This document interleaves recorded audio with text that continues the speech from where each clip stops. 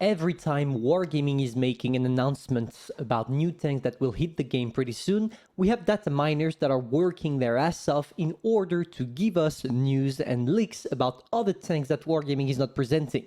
Today we have access to those informations, so let me present the new tanks that will come pretty soon into the game to you. Let's start with the least interesting out of all of them, this little Churchill that looks like a Churchill Defender, but that definitely is not. The main difference here is that this tank will be available in the upcoming Battle Pass, and therefore not a Defender with the traditional statistics like a better mobility, better armor, and an auto-loading gun.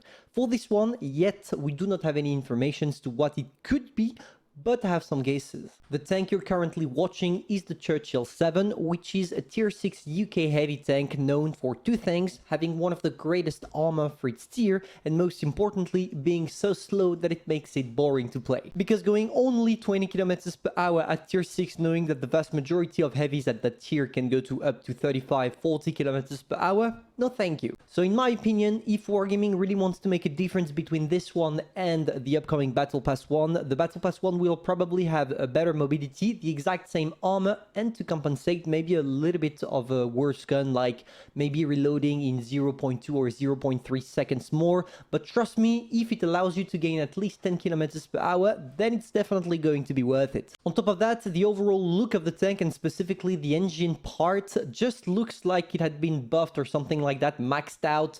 So I think that my theory is quite possible, and I just hope that we're gonna see something like that. And if it's the case, on top of that, you see that the turret armor seems to be maybe less armored actually, because unlike the Churchill 7 with those plates on each side of the turret cheeks, here it seems like they got removed. And if they got removed, we have a lighter tank, and if we have a lighter tank, therefore we go faster. The second tank that is definitely more interesting than the previous one is the Strv K, which is basically a Kranwagen hull combined with the Centurion 7-1 turret, and therefore a 7-1 gun. Is it going to be a good tank? To be fair with you, I couldn't tell you because we're going to have to wait for the statistics to be implemented, but luckily for us, we can base ourselves on the World of Tank PC version of that. It's known for two things. The first being that it has a good turret armor, and the second thing, it's for DPM. And all of a sudden, when I tell you that the DPM is poor, I feel like you don't want to get it anymore. Something I forgot to mention is that this one is not a tier 8. It's basically a tier 9 premium tank. Will Wargaming change it to tier 8 and therefore readapt the statistics in order to make it good? It's possible, but in its current state, what I do not like about this tank is that it takes both aspects of the British tech tree and the Swedish tech tree, and they just destroy everything that makes those two lines relevant. Let me take a quick example of that. You are playing with what is a Centurion 7-1 gun plus a turret of a 7-1 gun. So you could expect to play with Gold Shell being Hesh. Therefore, you penetrate less, but you do more damage, which could make the tank interesting enough because it would increase artificially the DPM if you played it full Hesh.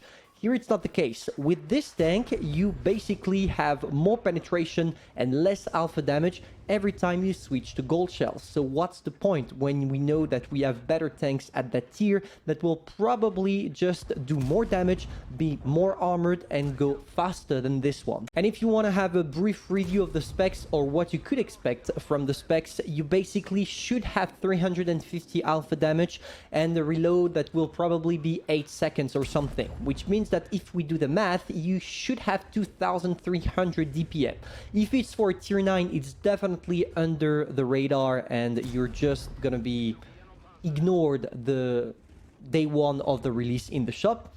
Or if it's a tier 8 and you still have 2300 DPM, then it would probably make it a worthy tank, because out of all the heavies, even if it's a medium, but out of the heavies that you could have the pleasure to play, this one will be able to hold down correctly against many opponents, as long as you take into consideration that you still have a cupola that could be penetrated, but knowing that you have 10 degrees of gun depression, you should be able to do the job. And just in case you want to take a closer look at the statistics, you can still go on the World of Tank wiki, type STRVK 4K and find all the characteristics of the tank here, knowing that obviously in World of Tank Blitz, those will change. And finally, to finish off with the tanks that will come soon into the game, we have to talk about the Alt Proto or Alt Prototype, which is basically a French tier 8 medium tank. If I had to summarize what the Alt Prototype or AMX Alt Prototype 30 is, it's basically the upgraded version of the AMX 30 first prototype in terms of armor. Because when you take a look at it, because here we have the armor profile, you see that when it comes to the turret, you can effectively bounce things because of your huge gun mantlet. Obviously, it doesn't mean that you want to count on the rest of the armor, because after all, you are just paper pretty much everywhere. But as long as you put your 11 degrees of gun depression at work, you should not struggle and being literally impossible to penetrate. So in terms of replay style, it's just another good all-down medium tank. But in terms of originality, I want to remind you that we're talking about a French tank. French tanks that are known to be one of the worst in terms of armor. And here it's cool to see that Wargaming is trying to break that tradition, allowing us to play those kind of things. Now, of course, you still have the cupola, which means that when you can't use your 11 degrees of gun depression, everyone is going to see it. But if you know a little bit about maps, you should be able to make it work effectively. What makes this tank worth it, in my opinion, at least if it comes the same as it is in World of Tank PC currently, is the fact that the Alt Prototype is known not necessarily to have any defaults. Yes, it's possible that it's less attractive on some aspects of its gameplay, but overall, it's not a tank that is lacking anything. You have a good armor on the turret, which means that if you know how to play effectively and going into all-down position, you should have good games. On top of that, you can move fast because you still have the mobility of the French tanks, so you should go around maximum 50-55 kilometers per hour, which is definitely enough knowing how small the maps in World of Tank Blitz are. And to finish off, we have a good DPM, and it's quite important when we're talking about medium tanks, because in my opinion, there are too many regular Tech Tree tanks at tier 8 mediums that are left aside because of their DPM. And here it's not going to be the case. You will be able to do the job, and on top of that, you're going to do the job with something enjoyable.